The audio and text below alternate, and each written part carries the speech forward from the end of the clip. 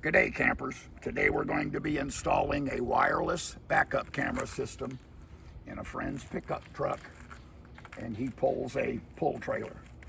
It's a wireless camera with solar supplement to keep the battery up. It has a in-cab display. The nice thing about this system is it's also Apple CarPlay and Android Auto. First thing we'll do is put the camera on the back of the trailer. You'll want to make sure that your camera is fully charged each time you use it. The solar panel, of course, will help extend battery life. This camera uses a magnetic mount. If your particular trailer is aluminum or fiberglass or whatever, you can actually attach this mounting plate to the trailer to put the camera anywhere that you want. We're going to start by putting it on the bottom. Antenna is adjustable, and so is the camera. So it plugs into a cigarette lighter. The nice thing is it gives you a USB connection so that you can charge your phone or whatever you need to do. And as soon as you plug it in, then the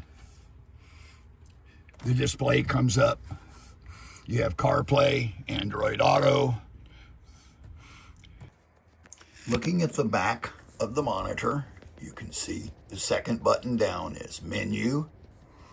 We have the two arrows to scroll through the menu, and the very bottom button is power. As you can see, we're no longer in the pickup we were working in before. Turns out, because of all the sun and everything, the display was hard to see. So we've moved to a car that's under a carport so that you can at least see what the display is doing. So first thing we've done is we've put the camera up where it can be. Next thing we want to do is we want to connect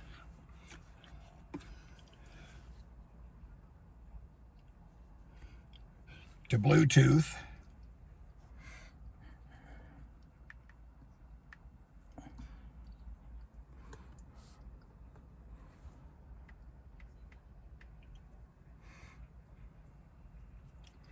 And it's, like most all devices, it all hooks up the same way.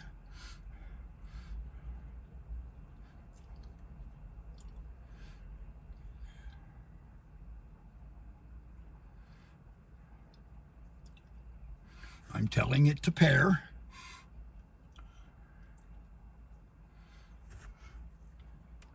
And connect to CarPlay. So once we've connected and the CarPlay screen comes up, we have all the normal apps that you would have with CarPlay. I can't bring up Apple Music because we can't play any music, but it does work. Then you can do maps and take yourself home, play the music in the background. And if you go back to the home screen, and from the home screen we can switch back to backup camera.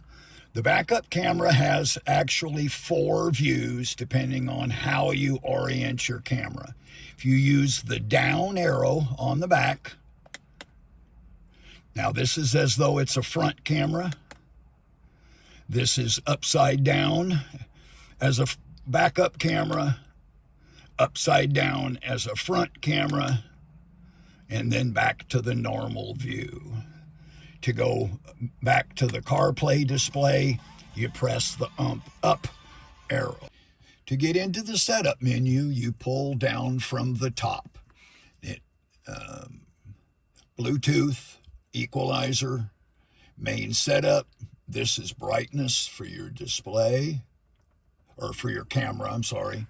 This is volume for anything you might be doing through CarPlay. Then you have another setup menu, which gives you, this is for your display, brightness, contrast, etc., etc.